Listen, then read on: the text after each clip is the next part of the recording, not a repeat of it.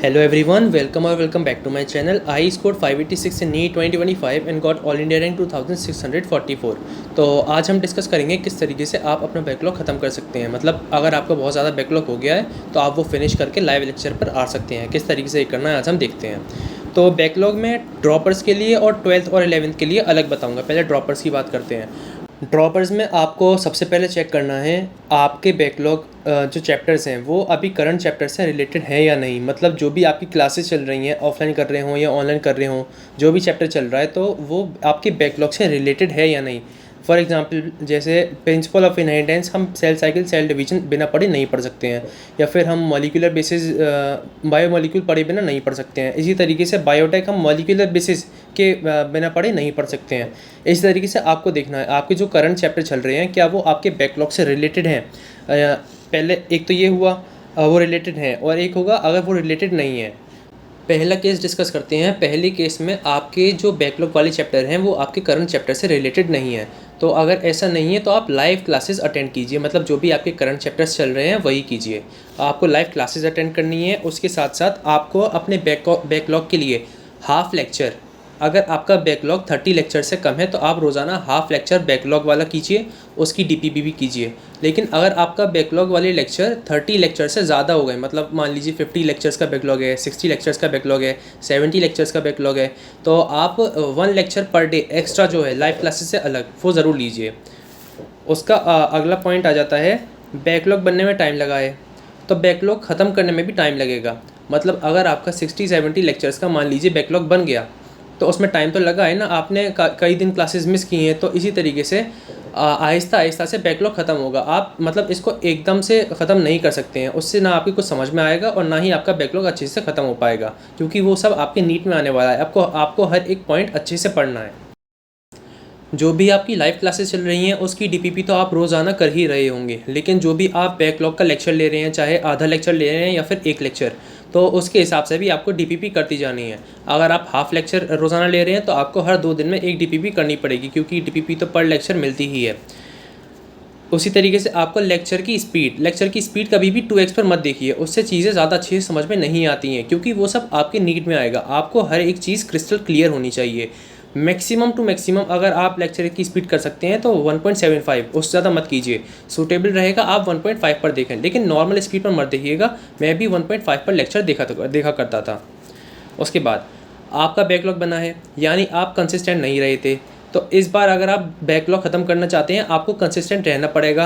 आपको अपनी live classes लेनी पड़ेंगी, आपको रोज़ाना बैकलॉग का लेक्चर लेना पड़ेगा, आपको रोज़ाना डीपीपी सॉल्व करनी पड़ेंगी। आपको कंसिस्टेंट रहना ज़रूरी है, वरना ये सब ख़त्म नहीं होने वाला है, आपका बैकलॉग और ज़्यादा हो जाएगा। दूसरा केस डिस्कस करते हैं जहाँ पर आपके जो करंट चैप्टर हैं वो आपके बैकलॉग से रिलेटेड हैं। मतलब आप करंट चैप्टर बिना बैकलॉग वाले चैप्टर पढ़े हुए नहीं समझ सकते हैं, तो वहाँ पर आपको आपके बैकलॉग वाले चैप्टर पढ़ना ज़रूरी है। आप पहले वही पढ़ेंगे। तो आप डेली लाइव क्लास नहीं ले पाएंगे, तो आप लाइव क्लास के टाइम पर ही बैकलॉग के 3 लेक्चर लेंगे सब्जेक्ट वाइज। मतलब एक फिजिक्स, एक केमिस्ट्री, एक बायोलॉजी, और अलग से आप एक लेक्चर और लेंगे। मतलब आप जैसे कर रहे थे लाइव क्लासेस में, उसमें लाइव क्लास ले रहे थे प्लस एक बैकलॉग का लेक्चर ले रहे थे, लेकिन उसमें चैप्टर रिलेटेड नहीं थे। अब यहाँ पर चैप्टर रिलेटेड है तो आपको बैकलॉग वाले लेक्चर ही लेने पड़ेंगे लाइव क्लास की जगह, प्लस एक अलग से लेक्चर और ले लेंगे आप, फिर उसकी डीपीपी भी करेंगे। जब ये बैकलॉग आपका ख़त्म हो जाएगा तो जो आपके करंट चैप्टर्स चल रहे हैं वो आपके बैकलॉग में आ जाएंगे, लेकिन उसको भी आप आहिस्ता आहिस्ता ख़त्म कर पाएंगे, क्योंकि मैं एक लेक्चर आपको एक्स्ट्रा करवा रहा हूँ। मतलब आप 3 लेक्चर तो वो कर रहे हैं जो आपकी लाइव क्लासेस के साथ साथ चल रहे हैं वो एक तरीके से, और जो एक लेक्चर आपका अलग चल रहा है उससे आपका बैकलॉग फिनिश होता रहेगा। बैकलॉग बनने में टाइम लगा है तो ख़त्म होने में भी टाइम लगेगा। 2 महीने, 3 महीने, 4 महीने लग सकते हैं, लेकिन कोई प्रॉब्लम नहीं है अगर इतना टाइम भी लग जाए तो। एक और ज़रूरी चीज़, जो भी आप बैकलॉग के लेक्चर ले रहे हैं आपको उसके प्रॉपर नोट्स बनाने हैं, उसकी डीपीपी सॉल्व करनी है, उसका मॉड्यूल भी करना है। टाइम टू टाइम कहीं ना कहीं से आधा घंटा रोज़ाना निकालिए, उसमें उसकी डीपीपी, उसके मॉड्यूल, ये सब कीजिए। और जब वो चैप्टर अच्छे से हो जाए तो उसका टेस्ट भी देना बहुत ज़्यादा ज़रूरी है। आपको टेस्ट ज़रूर से देना है। अब बात करते हैं अगर आप 11th या फिर 12th रेगुलर में हैं तो उसमें अगर आपका बैकलॉग बना है तो आपकी इसमें भी 2 केसेस आ जाएंगे। पहला, जो आपके करंट चैप्टर हैं वो आपके बैकलॉग से रिलेटेड नहीं है, तो उसमें आप लाइव क्लासेस अटेंड करेंगे। मतलब 2 आपके रोज़ाना लाइव क्लासेस होती हैं तो आप वो करेंगे, प्लस हाफ लेक्चर आप बैकलॉग का ले लेंगे।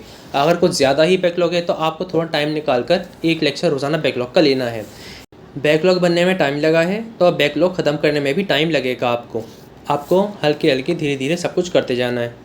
बैकलॉग वाली डीपीपी भी आपको करती जानी है। जैसे आपको जो लाइव क्लासेस हैं उसकी डीपीपी मिल रही होंगी तो आपको बैकलॉग वाली भी डीपीपी करती जानी है, जितने आप लेक्चर लेते जा रहे हैं उसके हिसाब से।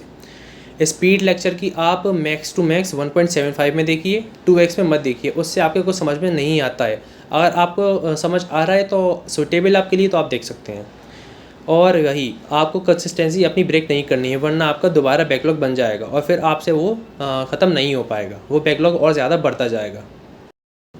लेकिन जो आपके करंट चैप्टर हैं अगर वो आपके बैकलॉग से रिलेटेड हैं, मतलब आप 12th क्लास में हैं और प्रिंसिपल ऑफ इनहेरिटेंस तो उसमें काफ़ी शुरू में ही आ जाता है, तो उसके लिए आपको 11th क्लास का सेल साइकिल आना चाहिए। अगर आप सेल साइकिल नहीं पढ़ा है तो उसको आपको पढ़ना ज़रूरी है, वरना आप प्रिंसिपल ऑफ इनहेरिटेंस सही से समझ नहीं पाएंगे। तो अगर आपके चैप्टर बैकलॉग से रिलेटेड हैं तो आपको बैकलॉग वाली चैप्टर पहले करना ज़रूरी होगा। तो उसमें जो लाइव क्लासेस के टाइम आप बैकलॉग वाले लेक्चर लीजिए, मतलब मान लीजिए आपकी 4 to 8 क्लासेस चलती हैं, 4 PM to 8 PM, तो वहाँ आप बैकलॉग वाले लेक्चर ही लीजिए अपनी लाइव क्लासेस की जगह। और आपको हाफ लेक्चर अलग से लेना है बैकलॉग वाला ही। उससे आपका जो लाइव क्लासेस वाला टाइम था वो भी यूटिलाइज़ हो जाएगा और अलग से जो बैकलॉग ख़त्म करना है वो टाइम भी आप यूटिलाइज़ कर लेंगे। उसकी डीपीपी भी आपको करनी है। आपको अपने संडे को बहुत अच्छे से यूटिलाइज़ करना है, क्योंकि 12th वालों के पास ज़्यादा टाइम नहीं होता है, उनका स्कूल का भी वर्क होता है। तो आपको संडे को काफ़ी अच्छे से यूटिलाइज़ करना है। उस दिन आपको मिनिमम 3 लेक्चर लेने ही ज़रूरी हैं। और वही आपको बैकलॉग वाली लेक्चर्स को ज़्यादा स्पीड में नहीं देखना है, वरना आपकी समझ नहीं आएगा। वो बैकलॉग है, वो भी आपके नीट में आना है, तो आपको वो अच्छे से आना चाहिए।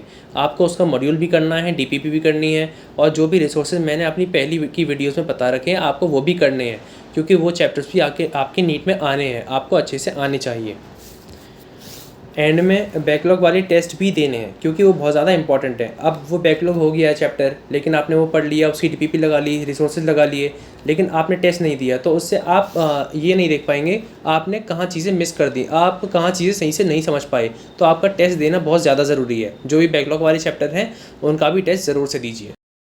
ये वो तरीका था बैकलॉग क्लियर करने का जो मैंने खुद पर्सनली यूज़ किया है। अगर इस तरीके में आपकी कोई भी डाउट्स या फिर क्वेरी हैं तो आप कमेंट सेक्शन में पूछ सकते हैं। Thank you for watching this video.